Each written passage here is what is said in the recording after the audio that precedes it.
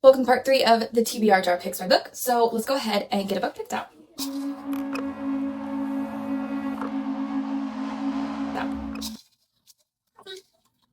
And the book is My Heart is a Chainsaw. There we go. My Heart is a Chainsaw, which is actually part of a series, and I have a whole series challenge, link that playlist linked in the cards or down below for you to check out if you would like. Maybe this will be something that we decide to continue on, and we'll just go ahead and finish off the series and two birds, one stone. But let me go grab the book really fast. Here it is, My Heart is a Chainsaw by Stephen Graham Jones. This is a horror, obviously. It's Fred. Let's just read really quick. You won't find a more hardcore 80s slasher fan than high school senior Jay Daniels, and you won't find a place less supportive of girls who wear torn t-shirts and too much eyeliner than Proof Rock. Nestled 8,000 feet up in a mountain in Idaho alongside Indian Lake, home to both Camp Blood, site of a massacre 50 years ago, and as of this summer, Terra Nova, a second home celebrity Camelot being carved out of a national forest. Sounds like the characters are big slasher fans and they find themselves in a real life slasher. So let's go ahead and get on with it. You guys both making cheesecake? Nolan, is this your first time baking? I can't get it. You know? I have another bag in here. Mom, could you wash my hands off? Well, at least Madison will know you're very conscientious of how clean your hands are. I'm going to clean my hands off. I can't get there. We go. So, full disclosure, I finished My Heart is a Chainsaw. I was building these oh so lovely bookshelves that took me forever. I finished this and then the entire trilogy. I will have reviews of them coming up shortly. But yeah, so My Heart is a Chainsaw by Stephen Graham Jones was our TBR jar pick. And I really like Jade. She's dark and has quite, I don't know, I just think she was very charismatic. Her personality just worked for me. I really liked the fact that she's like writing the slasher 101, her history teacher, and it goes in between the slasher 101 paper that she's writing, her history teacher, and then the actual events in real time. It's fast-paced, it's bloody, it's gory, it's so well done, as Stephen Graham Jones usually does. So I'd actually recommend the entire trilogy, and seeing the evolution of Jade is what did it for me. So yeah, highly recommend. Also, I hope I'm still in frame. I got this really cute new vase because my husband bought me flowers and got this. So I think I'm going to put these in here just because aesthetically looks better, and I just think this is pretty. So give me a minute.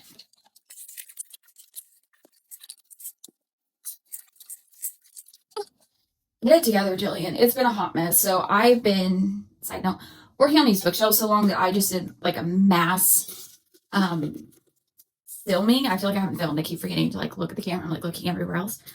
My apologies. I'll get better. Anyways, so I just like filmed short reviews for everything that I read in April and then the majority of May because we are right now at the end of May. So it's going to be a little chaotic and I apologize. We will get it together, but let's do this.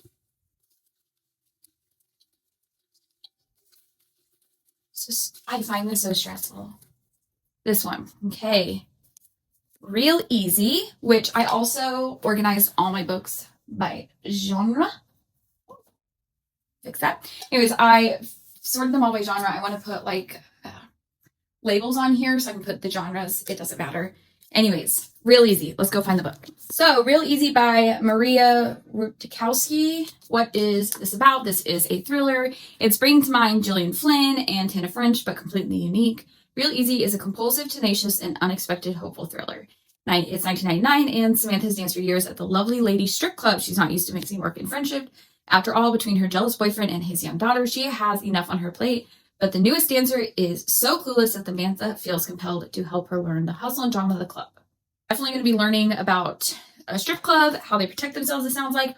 I'm very intrigued and I'm excited to read this. So I will keep you updated. I will do a better job of updating you as I go. So I will see you shortly-ish.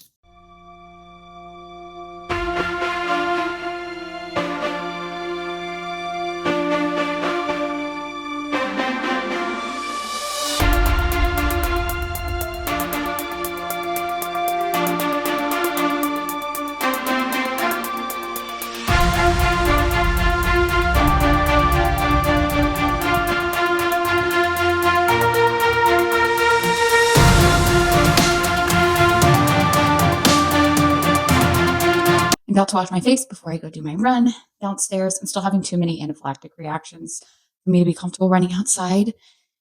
So we're going to be doing a treadmill run. I miss the outdoors, but we'll get there. However, I am reading Real Easy by Maria Rudkowski. I'm enjoying this. It's got a very atmospheric vibe. The writing's a little bit different in the sense that it's not A went here and then B did this. It's like you get a little bit of a snippet of a story, and then there's a little bit more of a story over here. So it's like a mix between the Cemetery of Untold Story and the way that there's all those stories, except there's a very clear connection and like normal writing. So a little bit like that, but they kind of all go together and are still in the same viewpoint. It's just more snippets of time that you're kind of building the story together. There is dual point of views throughout this, but what you see is that the strippers have like their name and then their stripper name. A lot of the times they only refer to each other as their stripper names, but only into the first two chapters. But in the first chapter, Samantha is kind of like the top stripper in the club. She's been there for a lot of time and does really good. However, she has her own secrets, and one of them that only her boyfriend knows is that she has a rare genetic disease where like she looks like a female, but she technically has a male chromosome. I wrote down what they call it because she has the female anatomy, but also the male chromosome. They call it karyotype dysogenesis. I'll put it on the screen. So that adds another layer of kind of feeling. We're going to see kind of that get held against her a few times. Her boyfriend will kind of throw it in her face. Her boyfriend definitely is not a good guy. But there's a new stripper named Jolene who's come in. She's kind of Samantha's giving Jolene advice, trying to encourage her and kind of give her some guidance. One day, Jolene is like on drugs at work. However, it's not necessarily like by choice. They think she's been drugged. But due to that, she can't be there. So Samantha's driving her home. While she's driving her home, she realizes somebody's following her and they get hit and she wakes up in the back of a truck. That's always in the first chapter. So I don't think it's too spoilerly. Anyways, yeah. So I am enjoying this. It's very atmospheric. There are a few times that the writing doesn't work for me. I just think it's like weird sentences scattered throughout that I'm like, my bookmark just fell out. We'll be able to find a spot. I'm just going to give a couple examples of ones that I marked that I really didn't. An expression slips over Jolene's face, almost iridescent, a little fish of supple happiness, so fleeting and lovely that Samantha pretends she does not see it. I don't know why that sentence gets me.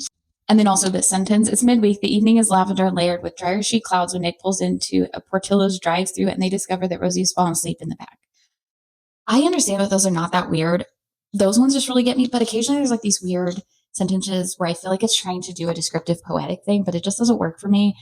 I don't think it's like a red flag, but for me, just sometimes the writing is kind of annoying. But I definitely have a feeling this is going to be a very atmospheric book. So we'll see how it goes and I'll keep you updated and I guess come run with me.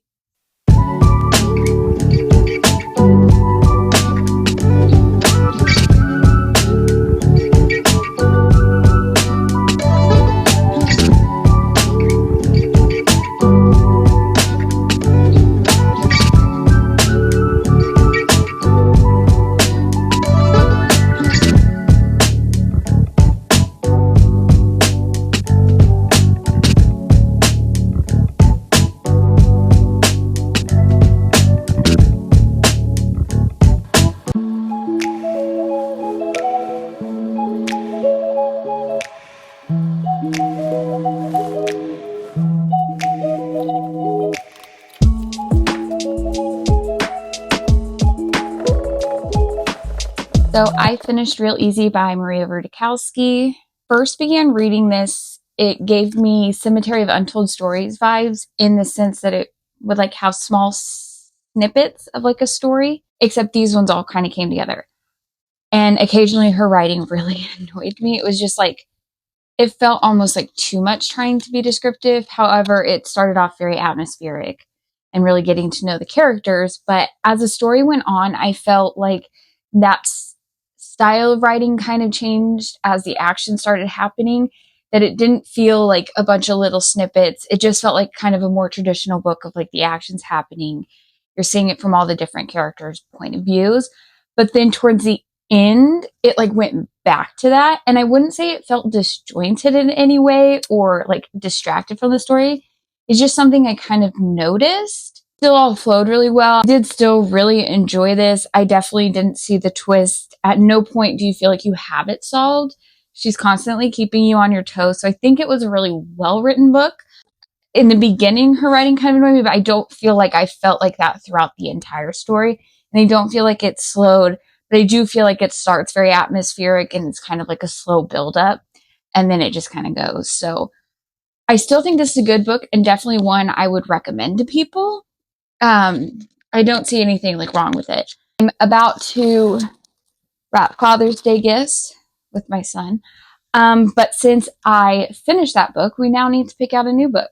Okay, so Baker wants to pick out a new book. Okay, I won't look. Pick it out.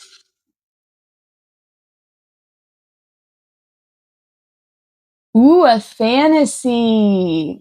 Cambria, book 1 of the Fairy Concerto by Avery Ames, which I found out about this book and this author because I, for a short time, worked with her dad, and he told me about this. And, you know, it's always fun to support someone local. I don't know if she's local now. But anyways, and I think yes, he even had her sign it for me. So anyways, these are a fairy, I think it was supposed to be a trilogy, but then it's going to stick as a duology because then she got, these are indie published, like self-published. And then she got I don't want to say like an actual, but she did get, let me grab that book really fast. Anyways, but she did end up getting like more traditionally published recently with this one. So I think she said that she wasn't going to finish this.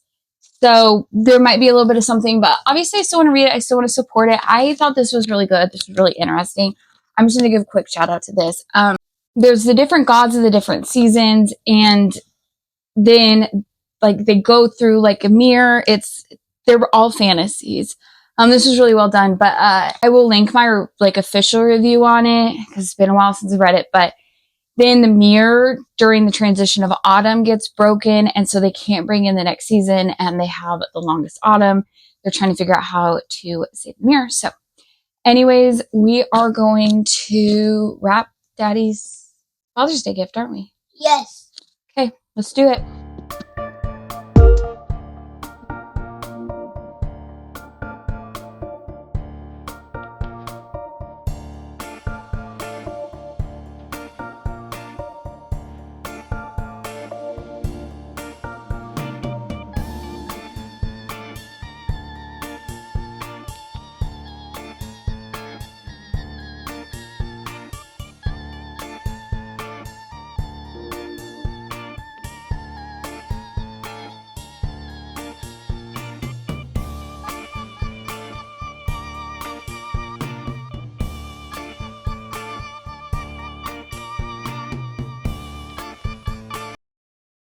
I need a little bit of a coffee talk about this book in particular.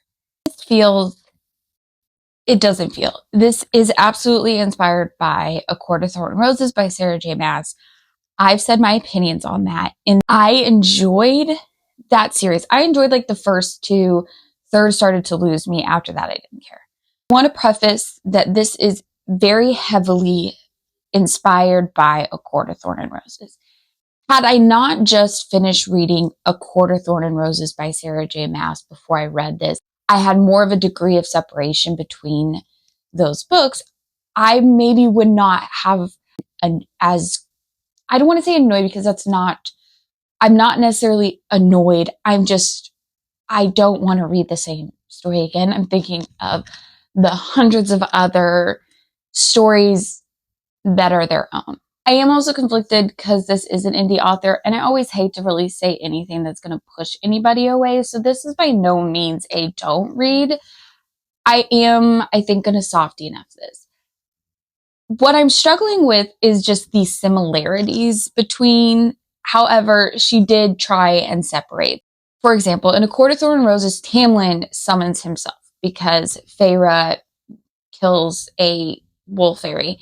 Tamlin comes to get his retribution and takes Feyre back to the fairy realm. There's chaos in the fairy realm. In this one, Sorelli summons Ilian because her family is dying of smallpox. She's wanting him to give her the cure, and in place of that, she now has to go back to the fairy realm. She loves fairies, whereas Feyre hated fairies. They have a connection. Feyre loved painting. Sorelli loves music. It's the title of the book. There's an immense amount of similarities. The thing that this one's not doing for me is I know that there's a reason that they want this key. I have no idea why. The world doesn't seem in chaos. They have parties. There's not death coming except for the ones that he sends out. There's no talk of a curse. Like, I don't understand why he's trying to interrupt it. It doesn't feel like there's stakes other than the ones that they're making. So it just feels like there's kind of that undercurrent of, why are we here? What's happening? So for me, it's just, there's not enough bringing me into the story. So this is a long roundabout way to say, I think I'm going to soft DNF this. I may come back to it at another point. With that being said, that will conclude this round of the TBR Jar Picks My Book. Your thought on indie authors who take heavy inspiration from very popular books and like reading them and comparing them, if that affects your reading? Just let me know what your thoughts are on that, because I'm having some conflicted thoughts about that. Let me know any of your opinions, book recommendations, anything down in the comments below. I will see you in the next one. Bye, witches.